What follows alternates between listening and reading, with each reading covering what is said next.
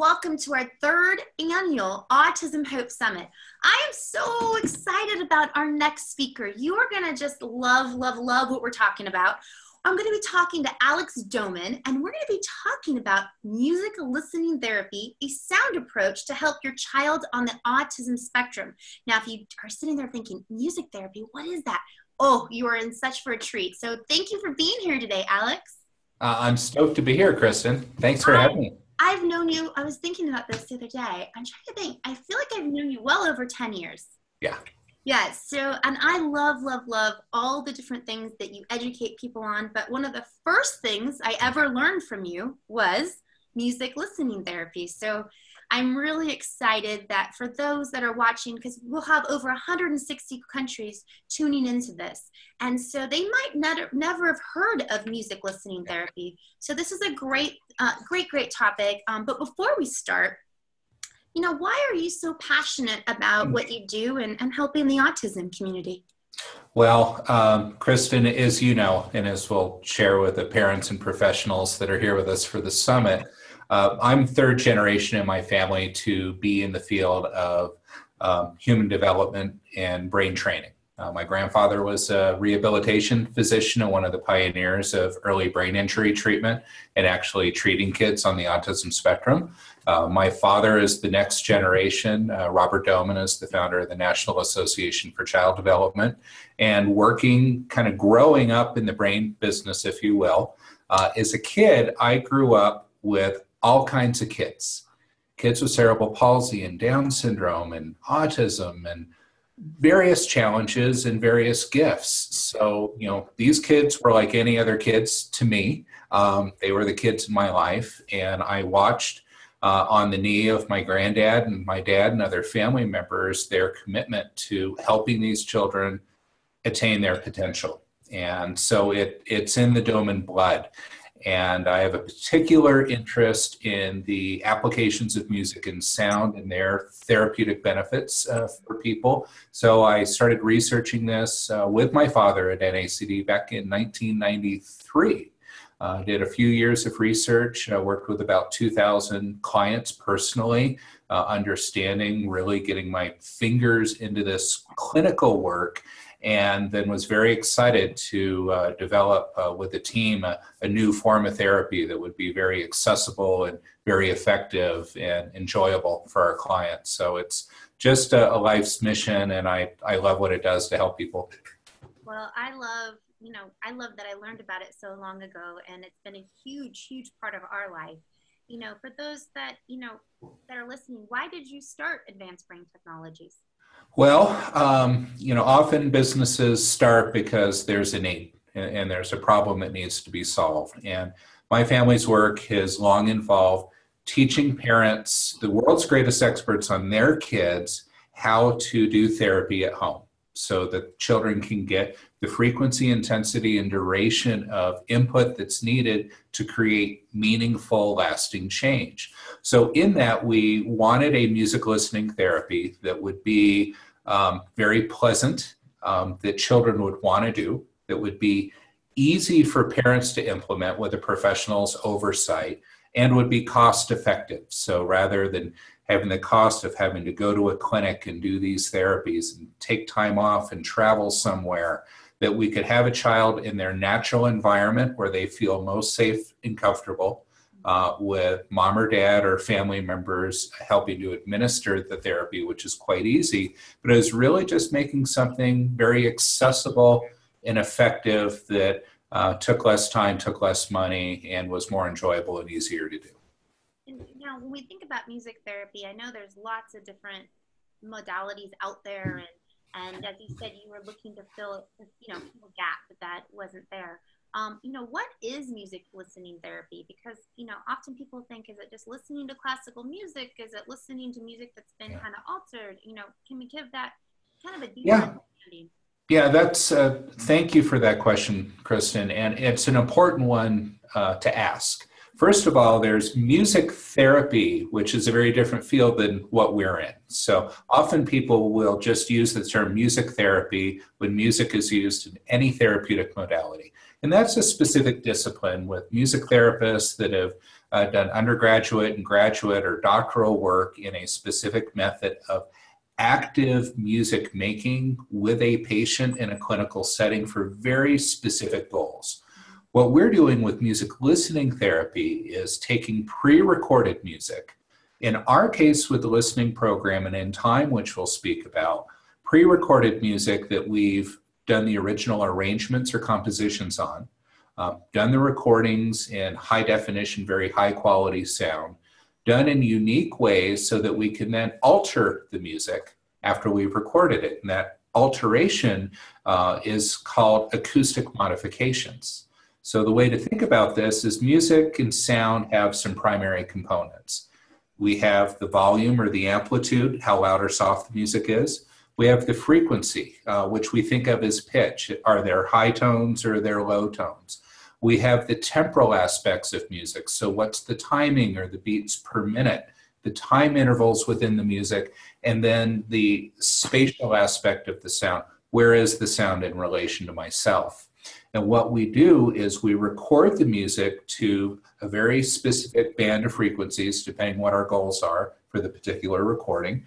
And then we modify that music to enhance those sound frequencies so they have more opportunity to stimulate the brain for the specific benefits those are intended toward, to make the brain better recognize changes in volume for listening discrimination and language skills, to understand the timing of the music, because timing is everything in the brain, right? The brain's made up of several clocks, and every action and interaction we have is very time dependent. So we work with those timing elements within the sound, and then the spatial understanding to understand kind of the environment, what I'm listening to. So the music is designed, scientifically designed, to have specific benefits for the brain and to affect specific areas in the brain, and is followed according to a schedule, a structured protocol that's personalized for each individual. So think of it as intentional music that is designed for a specific set of therapeutic outcomes. And who does it benefit? I mean, obviously I know this answer, but for those listening, it's not just for our kids, right? Well, truth be told, I did a 30-minute session before the interview. And, I've been listening for a lot of years. And I did the session to ground myself, to focus myself, and be in a ready state for what we're doing here and to set my intention for this conversation. So as we look at who it can benefit, if we have ears and a brain and are living, there is some opportunity to improve our function, our brain function. So it may be sensory processing, how we're processing touch, sound, and sight. The executive functions, so the control of the brain, planning in the brain, our focused attention, how we receive language and express language, learning skills, social and emotional function, stress regulation, motor skills, and memory. So if you think of music listening therapy as a primer for the brain to help support lower brain structures that are responsible for automatic responses to the environment, and higher brain structures which involve planning and thinking in response to our environment, the listening program supports different therapies that work in these areas and stands alone to support improved growth in these areas. Now, why specifically for autism spectrum? Why do we see such benefit? Well, there's a lot of opportunity for improvement, specifically in, let's first of all start with any individual with sensory dysfunction. And we know that in autism spectrum disorders, there's a spectrum of sensory dysfunction. And just to think about that, sensory processing is how the brain takes in and responds to sensory input from the environment. So what we see, what we smell, what we taste, what we hear in response to our movement, in response to gravity, in response to the proprioceptive functions of the individual. And are we processing that input normally? Do we have a hypo-responsitivity, meaning we're under-responsive to the input and can't respond to it? Or is there a hypersensitivity to it where it overstimulates us and becomes overwhelming? So in autism, we'll see hyposensitivities and hypersensitivities in response to a sensory environment. So one of the things that music listening therapy does, and specifically the listening program, is to help that system regulate sensory input, to help modulate it so we're responding to things in our environment as we should normally. So case in point, and this is probably one of the most common traits that we see with kids in autism, is a hypersensitivity to sound. They're always covering their ears. They may be covering their ears. They may be getting aggressive when certain sounds are in the environment. We may actually see attention really get interrupted, or actually see kids shut down. So you can see a child act as if deaf to protect themselves from the sounds and the stressors that are in our environment. Now, it's natural when something is very intrusive to have a response to like, oh, I don't like that, right? That's normal. But it's when sounds that wouldn't bother you or I affect a sensory sensitive individual and the response is not appropriate for what's happening. Then we say, okay, maybe there's a hypersensitivity. Sometimes it's called misophonia, phonophobia, hypersensitivity to sound, but there is this reaction to the sound which is not appropriate for what it is. And what the listening program helps to do, and actually I've done research on this with Dr. Jay Lucker at Howard University, who's in the Department of Communication Sciences, is we have identified through the literature and our research that a lot of what we're seeing is not a sensitivity to sound. It is an emotional reactivity to the sounds that are present. So, and there's a very important distinction there. And we can train that emotional reactivity and help the sounds become something that's pleasant and welcoming and that we can benefit from rather than shutting us down and putting us into fight and flight responses. So you want to go a little bit deeper into this? Yeah, so as I was thinking, I was like remembering Jackson when we were first getting into this. And I was actually thinking, I think it was like almost 13 years ago. Because he just turned 16 last week. So I know he... Wow. Isn't that crazy? I think he was 3 when I met you, right? So that just like mind, like, blows. I don't know how I have a 16-year-old, but other than that. But I remember one of the things, because, you know, there is a lot of children that are hypersensitive, especially putting things on their head and like, my son, you know, would cover his ears a lot. And I remember going to you, and I know we've told this story at different points, but I know we haven't told it for a long time. I remember you saying, oh, put these headphones on. And I remember looking at you like, I don't know if he's going to get those things on his head. And you're like, trust me. And I just met you, right? And I was like, right. Yeah, okay. I'll try, you know, and because I was going to try anything that made sense. And this to me was like kind of a no-brainer.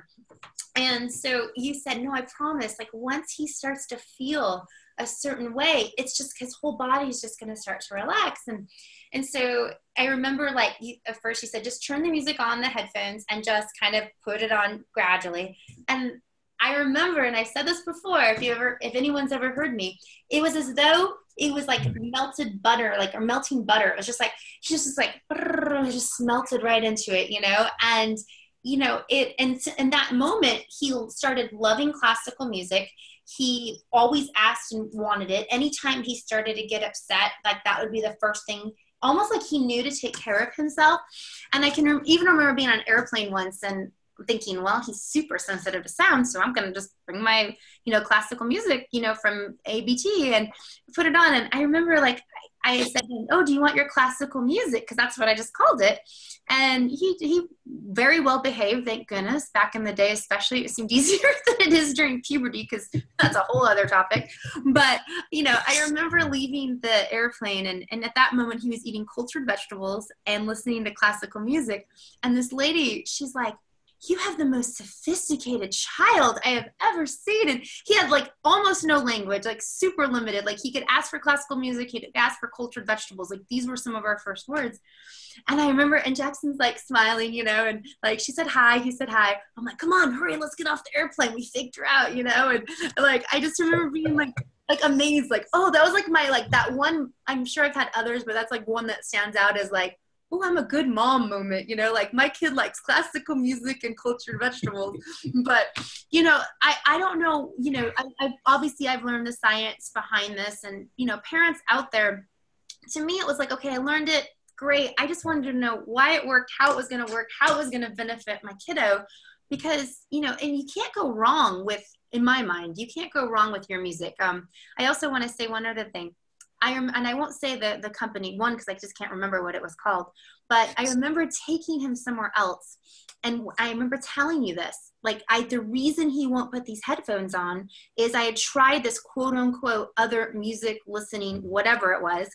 And I remember them putting him on this table and like putting this like headphones on him. And it was like this loud, like kind of noise. And then there was like heavy, like I don't want to say heavy metal, but let's just say rock and roll, but like loud, and then partially not here, partially over here. And at that moment, he no longer wanted to wear headphones, and I can't blame him. Right. So we talk a little bit, as we are talking about the different, I'll go back a little bit about music listening therapy, especially since there's going to be so many countries watching. I want them to understand it's all not created equally, and maybe talk a little bit about that. No, you know, when we got into this, music listening therapy had been a field since the 1950s, right? And methods started in Europe with one physician, then another physician that followed. And we at NACD had thousands of clients do these therapies all over the world over the years and monitor their response to them. Then I trained and began to apply methods myself. And what you described is one of the main reasons that we developed TLP, because I was doing what I would call more intensive, invasive listening therapy with children, and finding it was putting them into fight and flight responses. So I was working with more intensive, invasive listening therapies that I was observing were actually putting children into fight or flight response, because the modifications to the music were quite harsh. And maybe we step back. I think sometimes we think something has to be painful. It has to taste bad. It has to be hard to make a change, right? And, you know, take your spoonful of castor oil. Yeah. It doesn't have to be that. So there was this perception that it had to be really intense to force a change in the brain. So we didn't like the responses that we were seeing, and so there had to be a better way. So how can we have a kinder, gentler, more approachable, inviting music listening therapy, which really set the foundation for our whole approach to the listening program.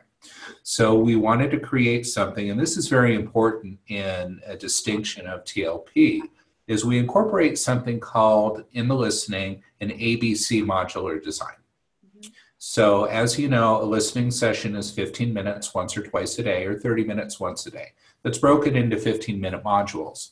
And they have 3 5-minute parts. There's a warm-up, a workout, and a cool-down.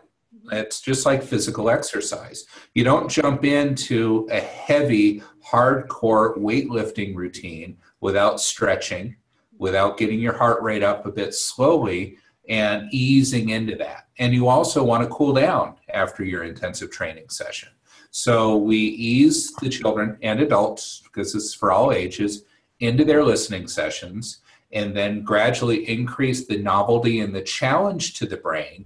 We take it to a state that's quite challenging, but then we gradually bring back down over 15 minutes. So we meet the individual where they're at, we gradually challenge the brain, and then we take them back out. So every listening session is designed that way, and that's unique to the listening program.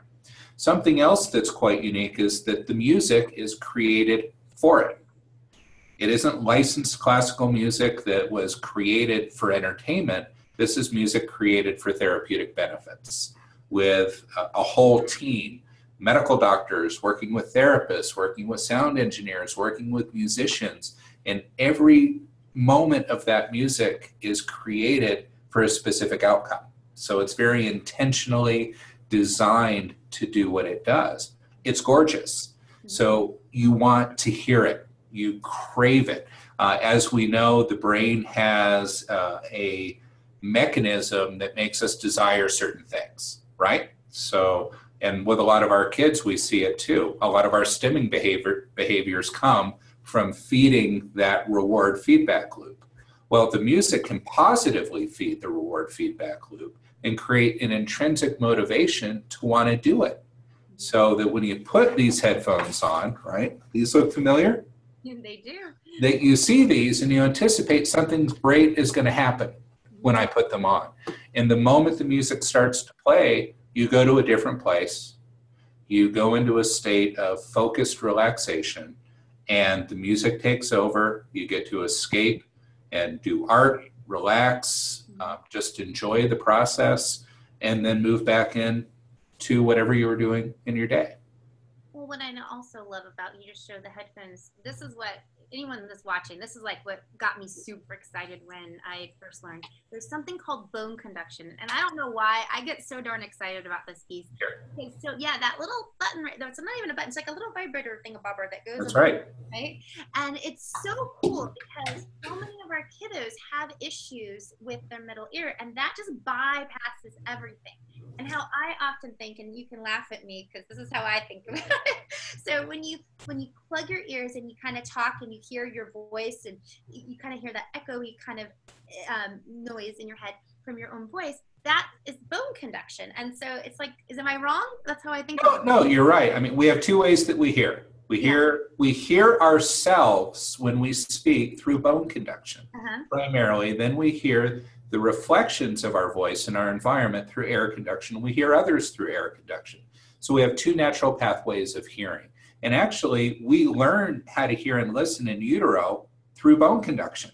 Isn't that so cool? Right. So from 16 to 20 weeks in utero, the infant is developing, the fetus, its listening skills, listening to everything happening inside of the mother and in the environment. And the first sensory system to fully develop is that auditory vestibular system that's being nourished and growing the brain from movement and from sound.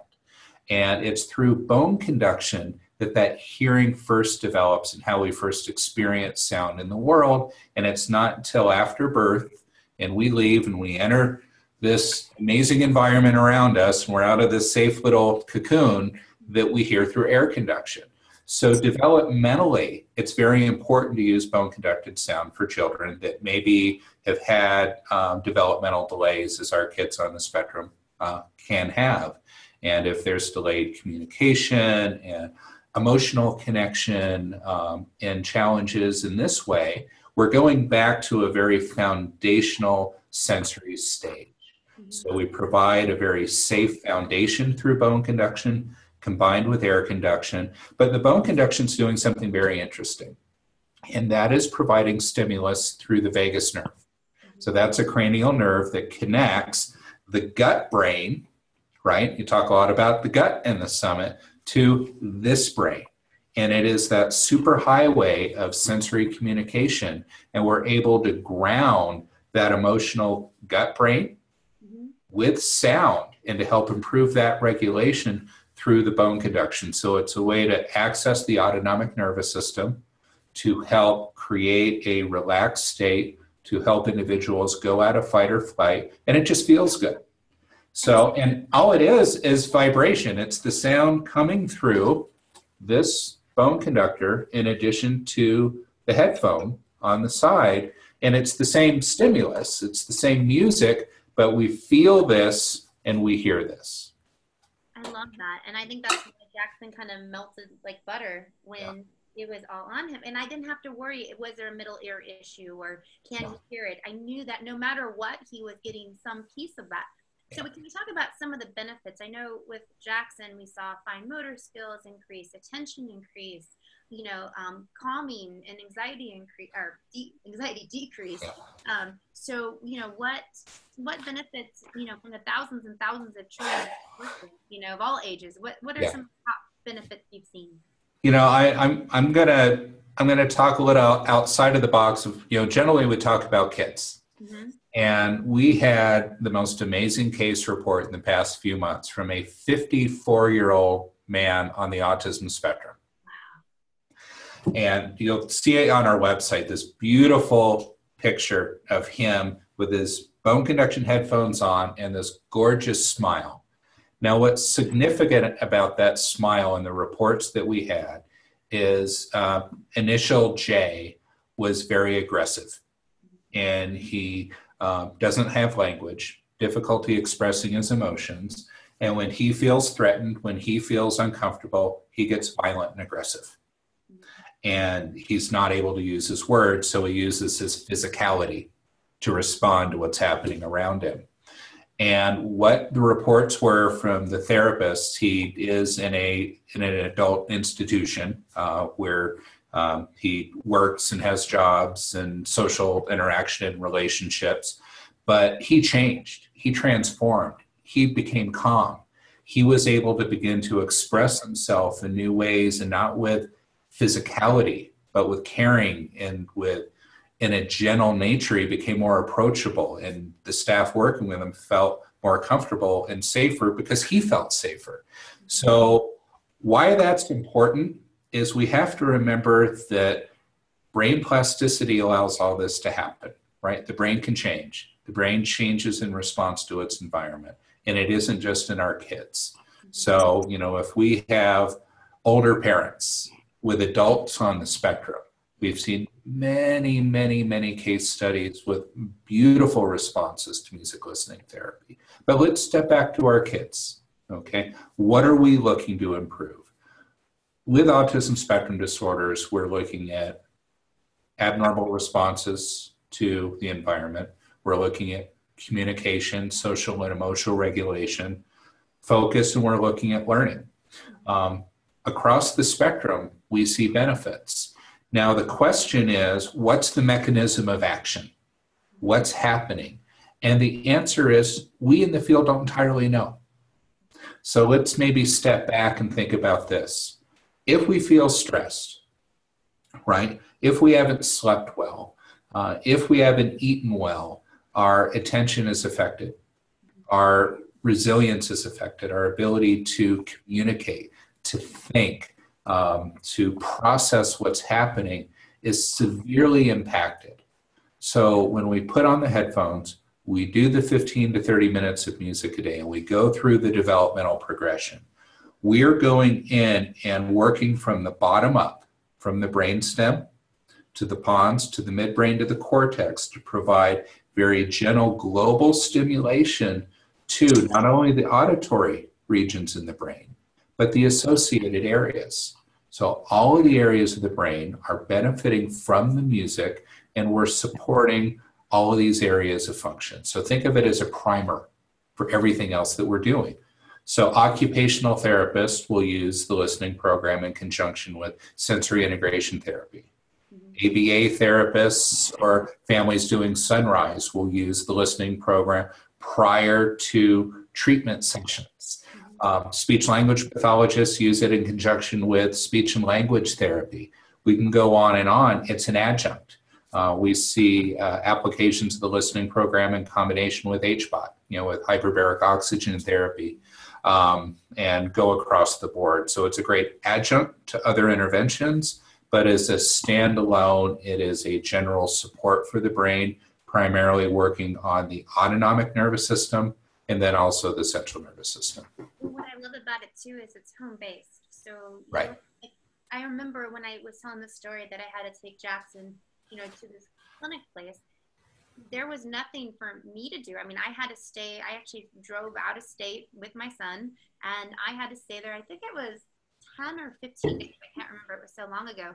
But it was their way of, like, I had to be there to do it. There was nothing for me to be able to buy or do at home. And what I loved about learning about your program way back when is that I love that it was something that I could do. I could implement this into any aspect of my life. I've been able to train all of the people that worked in my life Right. with our school. And again, it wasn't anything I had to really think a lot about, because it was like, oh, classical music. Okay, let's pretend that I don't understand any of the science. Let's pretend that I don't actually know if it's really going to work. One thing I knew, it wasn't going to hurt. Right.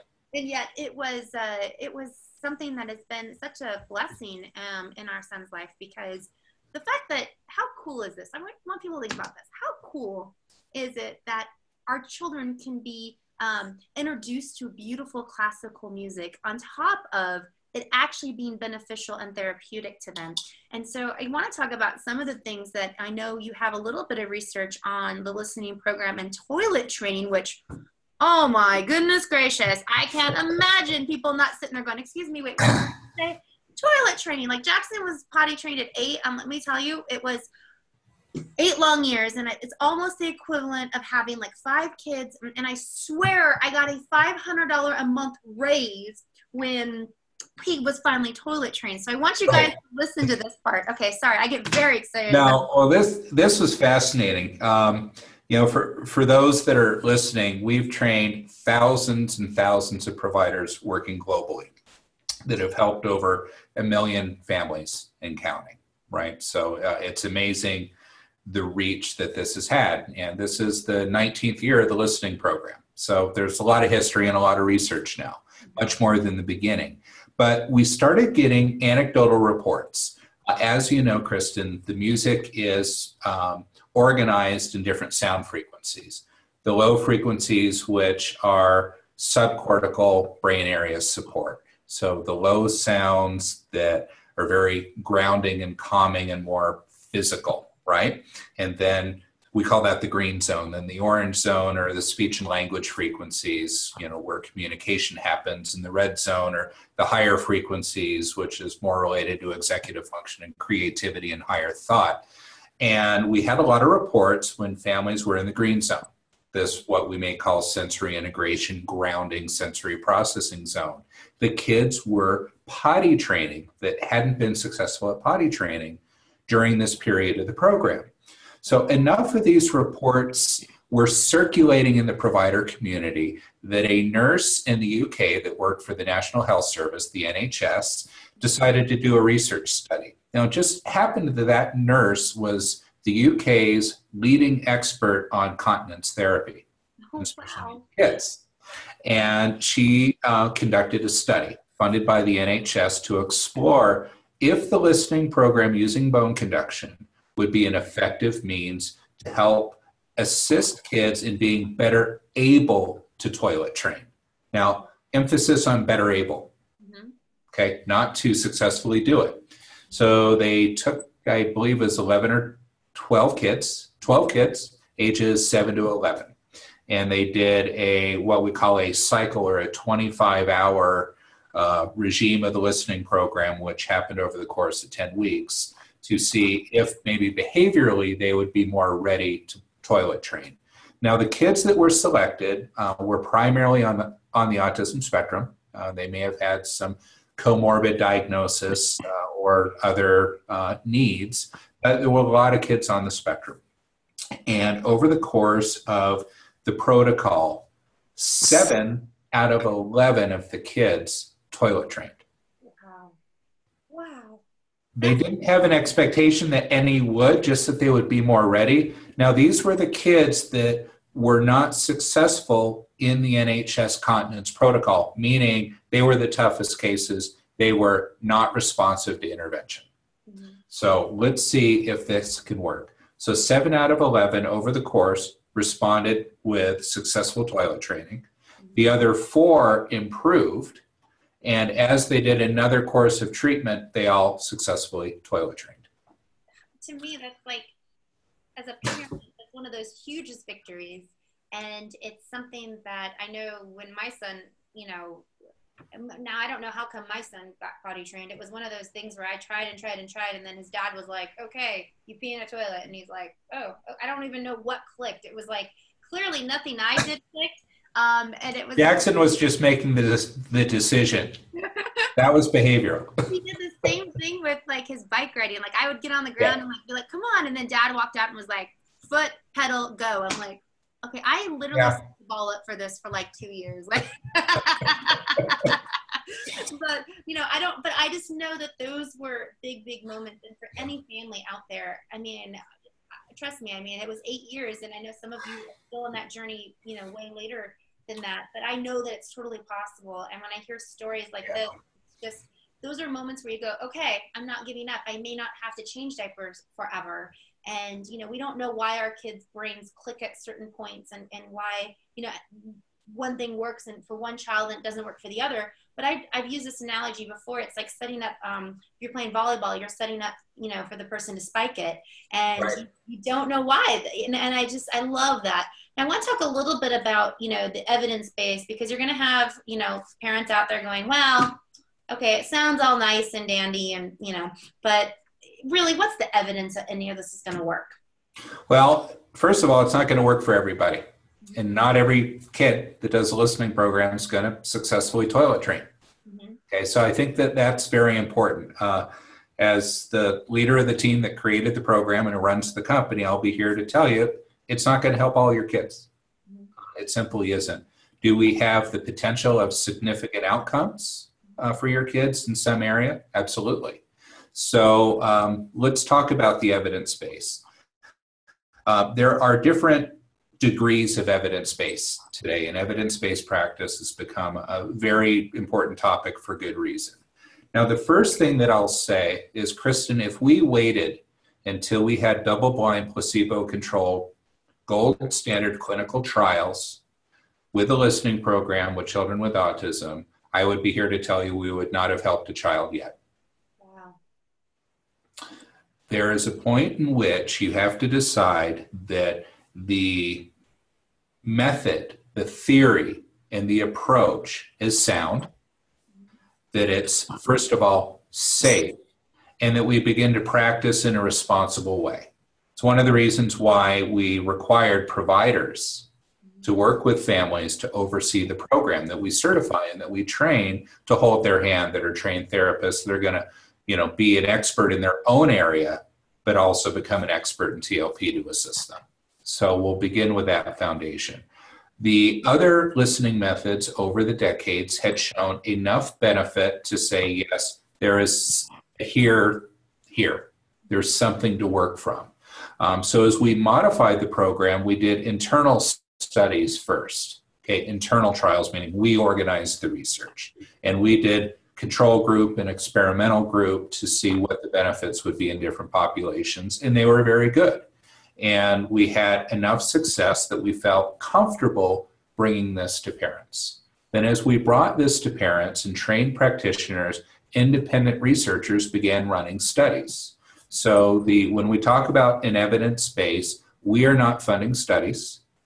We are not designing the studies. We're not responsible for the studies. This is independent research. So now we have studies published in peer-reviewed journals, including Occupational Therapy International Journal of Rehabilitation, one of the Canadian educational studies that goes out from the Canadian government, Autism and Science Digest, and a number of others. And what the studies are showing is there are benefits for children on the spectrum, primarily with sensory processing issues and hypersensitivity to sound. So that's where we're seeing the greatest evidence base. So kids that are sensory sensitive are being desensitized to a point in which they can respond normally to sensorial input in their environment, more so after doing the listening program rather than prior to, the post results. What we see across the anecdotal reports is quite great, as we've shared. But the listening program is used in hundreds of schools across the US and thousands across the world. It's used in some of the leading pediatric hospitals and autism programs around the world by some of the leading docs that specialize in autism treatment in the world, because over time, it's become known as something safe, something that it has a reasonable impact in terms of the expectation of there being a benefit, not a guarantee, and it does no harm, most importantly. And I love the fact that, like I said before, I love the classical music aspect of it. I think it's so beautiful. I think as a parent, getting to listen to, you have something called sound health, which we'll talk about in a minute, but just being able to have that calmness in your home. Is there other programs that you use other music for? Well, we've done something in the past few years, which I think you know about, which is In Time. Mm-hmm. And music listening therapy is generally thought of as just classical music. Because of the structure of classical music, we really know how to work with those elements to do what we're trying to achieve. But we had providers and parents wanting something more rhythmically based. And we spent years working on building a program and finding the best approach to it. And after early research, spent 5 years formally working on the project, 3 years recording and producing the project for what became In Time, which is the only rhythm-based music listening therapy in which our composer, Nacho Aramani, who's our composer and our multi-instrumentalist, occupational therapist Sheila Allen, who has a background in psychology and specializes in sensory integration therapy, and myself work together. And this is an amazing program. So it's it's an extension of the listening program, first of all. So it follows the ABC modular design. It follows the frequency progressions that we've talked about. So all of the same models, but rather than classical music, it's rhythmically based. So it's drumming. And it's drumming often combined with melodic music, and over 100 different instruments have been used. So you actually listen for 9 minutes to this very foundational timing and rhythm-based music. And after the 9 minutes, you spend a couple minutes relaxing and integrating. Then the kids can do body percussion exercises. And they begin to practice the rhythms they've been hearing. And then we have a therapeutic drum. So they go from the body percussion to the therapeutic drum, which we worked with Dr. Remo Belli at Remo Drum to actually design specifically to be a very universal therapeutic tool with our kids. And then they move into drumming. So it has an active component, and it's incredibly powerful. So much different than TLP, structurally the same, but the approach and the music, so you've got piano with drumming and guitar with drumming and some voice, and it's just amazing. Now with traditional TLP, it's 15 minutes twice a day or once for 30 minutes. Now with In Time, what's the time frame for that one? So 9 minutes once or twice a day, or 18 minutes once a day. So a shorter duration because the drumming is actually, the rhythm-based music is more demanding than the classical. And in our early research and development, the sessions were 15 minutes, and we found that they were actually too intensive. So we dropped down to 9 minutes and then added that integration and body percussion and drumming as an extension after the listening to keep working with the effects. And how do you know which one to choose?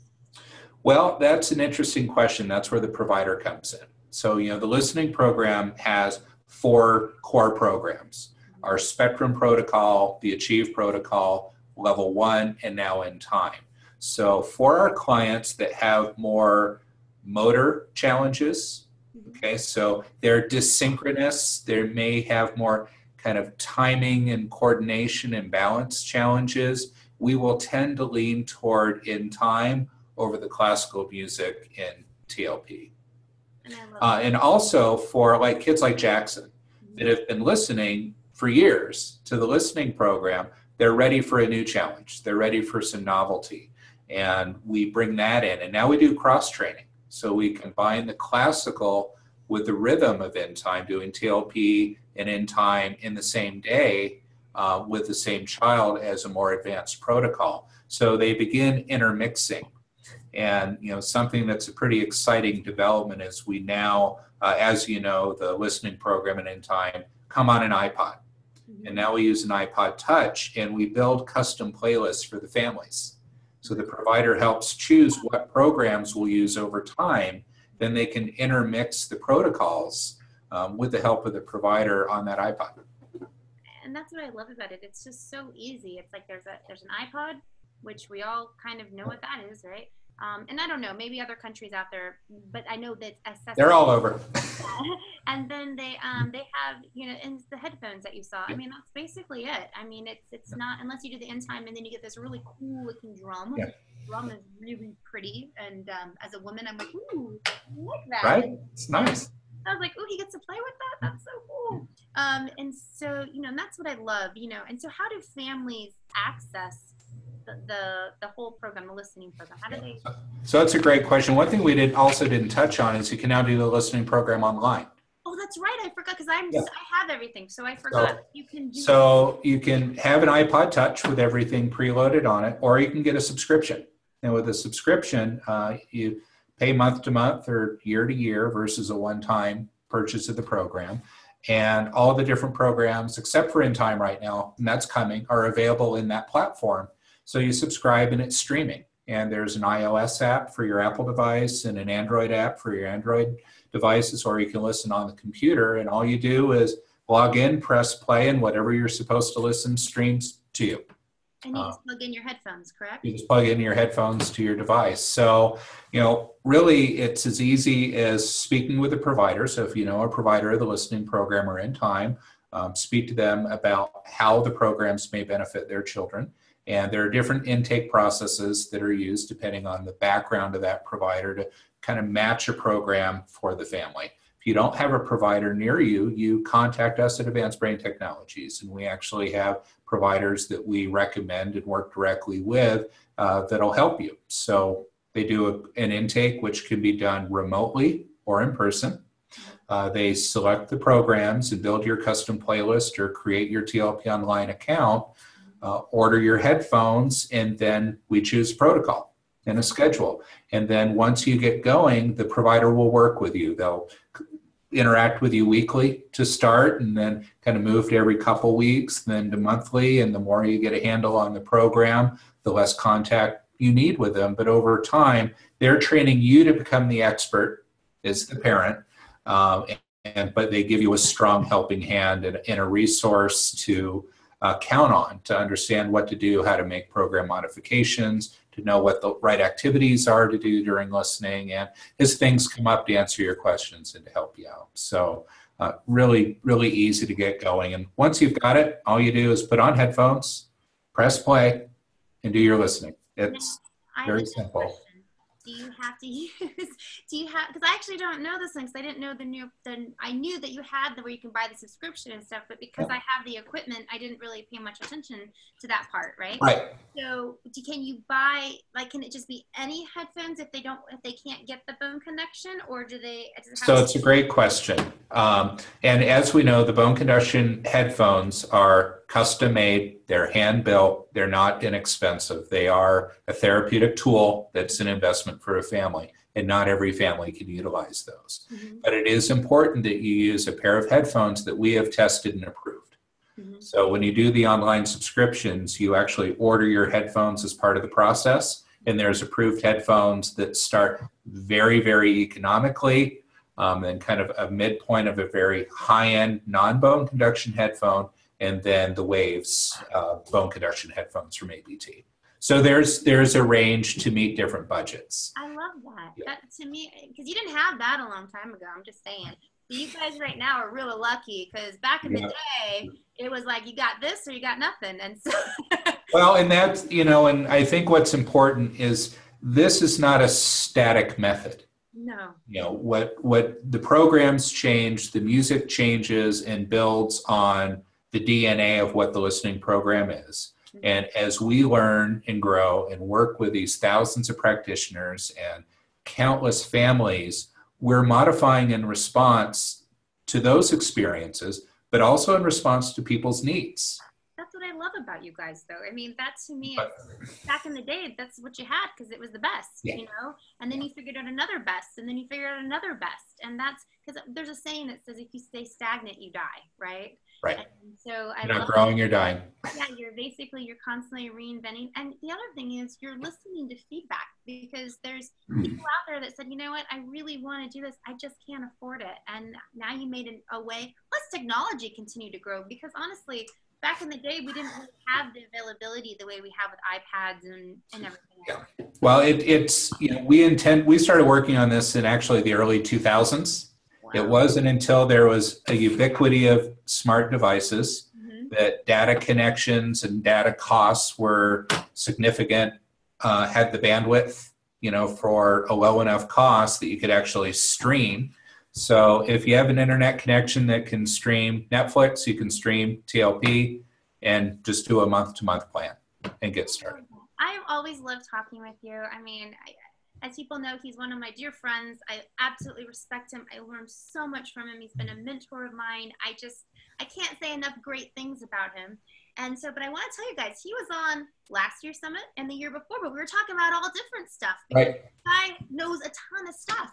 And so if you guys want to have Alex in your living room, and I say this on every single speaker, so you've heard me say this, let's say that your significant other didn't get a chance to listen this week and watch this week. Let's say that maybe you had a family member that you're like, gosh, I really wish they could hear this because I really want them to understand about this. Here's the cool thing. All you have to do is go to autismhopesummit.com. That's autismhopesummit.com. And you can buy the whole package with over 25 top experts in their field, and you can have it forever. Now, here's the other cool part. You basically, when you buy certain packages, you get last year's summit and the year before, because this is our third summit. And then all the money that we raise goes back to the Autism Hope Alliance, which goes into our nutritional scholarship fund. And so somebody earlier today had said to me, they said, it's a no lose, because I said it's a win-win. They said, no, it's a no lose. And so I absolutely love, that's my new saying now, it's a no lose. I love it. And so it's an easy thing to do. And, we're here to help. And that's why we're bringing you this summit, because we know many of you can't go to conferences because whether it be through finances or work, or you just can't get there because of child's, care, what have you. Now you have all this in the comfort of your own home. So the other really awesome thing is Alex is giving something really cool away. You guys are giving the Sound Health music sampler, and this includes one track from each of the 10 Sound Health music albums. And I know we haven't talked about Sound Health, so let's talk a little bit about Sound Health and how amazingly awesome this gift is. Well, Sound Health is a collection of classical music that has been intentionally recorded to have therapeutic benefits. So you have music to relax and music to distress and music for thinking and music for concentration and music for inspiration and so on that are set in specific frequency ranges. So you can put the music on in the background or as a primary focus, and you live with this music, right? It becomes part of your life. So that sampler gives you an experience of all the different albums, and that in and of itself can have a very significant therapeutic impact. So we really hope everyone enjoys it. I'm so excited for them. We love our Sound Health. And so Jackson knows how to use his own iPad or iPod, and he picks what he wants to listen to at night when he goes to sleep. I mean, you guys, this is a huge treat for you guys. And so I'm so grateful that you were able to do that for everyone. Now, final message for people that are, they've been on the spectrum, they've had the diagnosis of their child on the spectrum for quite some time, or maybe they're brand new in the diagnosis. What message can you leave with them? Don't get hung up on the diagnosis, first of all, okay? Your child is not a label. Your child is an individual. Your child has a unique potential that is unknown what their capacity is of what they can achieve. And you as a parent are equipped as the world's greatest expert on your kid. And trust your guts, trust your instincts, go to people you feel comfortable with for answers, and know there is no one answer for your child. It's going to be hard work in recovering your child and helping them to get to wherever you may want them to be. I can tell you in my life that I have many friends on the spectrum that you may never know were on the spectrum. And what's possible for your child is unknown. And I just encourage you to look at them as the unique individuals they are, to love them and afford them every opportunity within your means to help them reach their great potential. Love that message. I do. And, for all of you guys watching, we always just say never give up and just keep on digging. And keep on making people figure out answers. If the doctor doesn't know, go to a different doctor, or tell this doctor, hey, here's this study. You know, make the teachers learn, make the therapists learn. Just never, ever, ever give up, because progress for one of our kiddos provides hope for all of our children at any age. So until next time, guys, bye.